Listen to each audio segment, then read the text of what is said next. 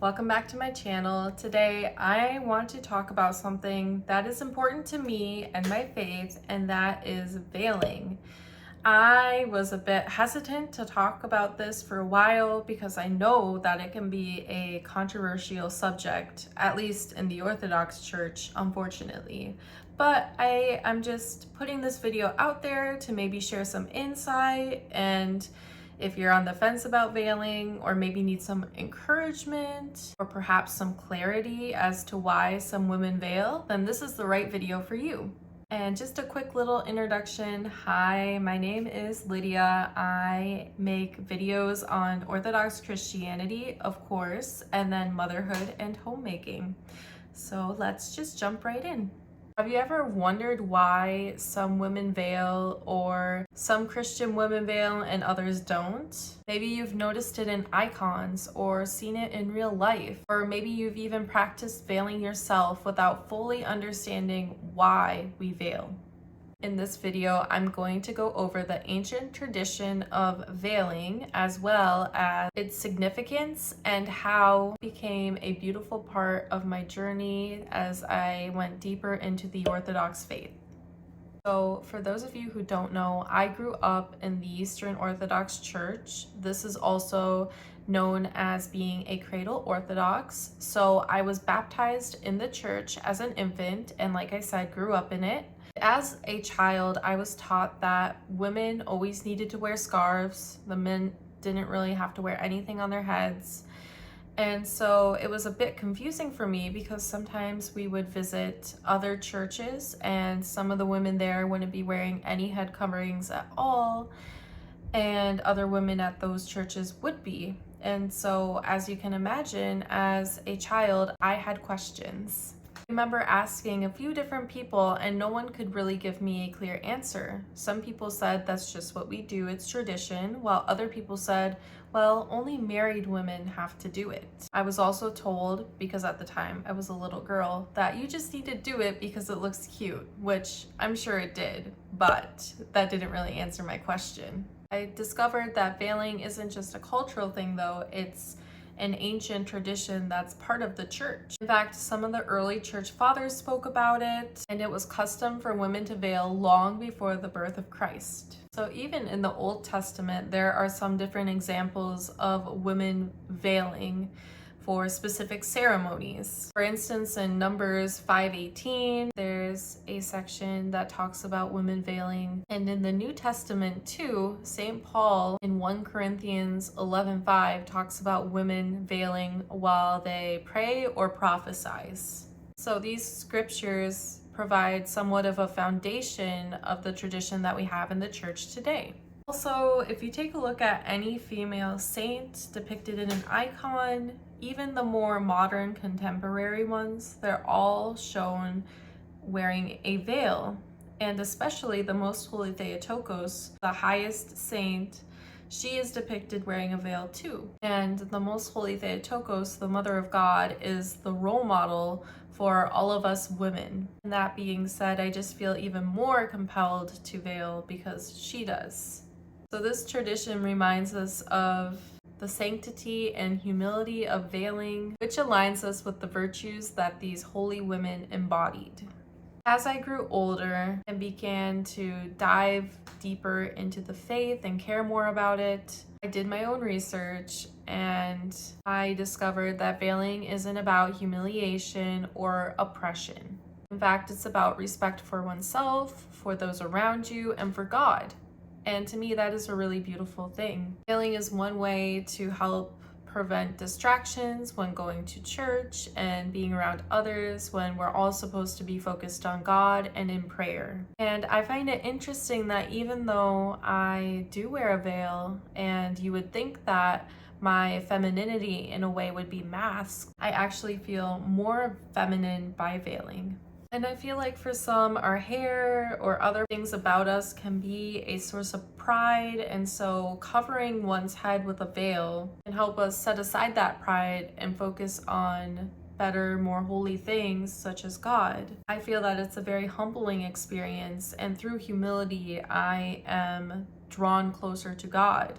In fact, I think there's a saying that goes something like, the devil fasts, the devil never sleeps, all these different things he does and knows. But the one thing that the devil and the demons do not have is humility. And that is something that is really important, especially if you're familiar with the Orthodox faith, is that we really strive for humility. We want to be humbled. Being humbled is a good thing and not a bad thing. So I used to despise veiling because I never understood what it meant until just recently when I actually did some research, and I've learned to embrace it and to really love it. It's a way that I connect to my faith, feel closer to God, and follow in the footsteps of these holy women who went before me. And I just want to put this out there that I don't judge anyone for not wanting to veil themselves. I know that it can be hard for some people, and that's okay. I am just here to shed some light on why it's a tradition and why we do it, and also my journey in the Orthodox faith and why I do it myself. And if you ever need some further clarity or some help deciding if you should veil or not, I would recommend just talking to your spiritual father or priest, because of course I don't have all the answers and I am not a personal guide. I'm just here to provide some clarity and maybe some inspiration or some insight as to why I veil myself. And here I am. I brought my basket of different veils and scarves that I have. Scarves, veils, we kind of use the term interchangeably around here. But I thought that I would just show you guys, because there's really no specific head covering that you have to have. You don't have to have one that's just black or just blue or just white. You can have veils that are any color, pretty much any size, as long as it goes on your head and fits okay. So it's really not that big of a deal. Also, I've seen some women wear hats before too, so I guess that's an option. Not like baseball caps, of course, but more like sun hats, nicer hats, stuff like that.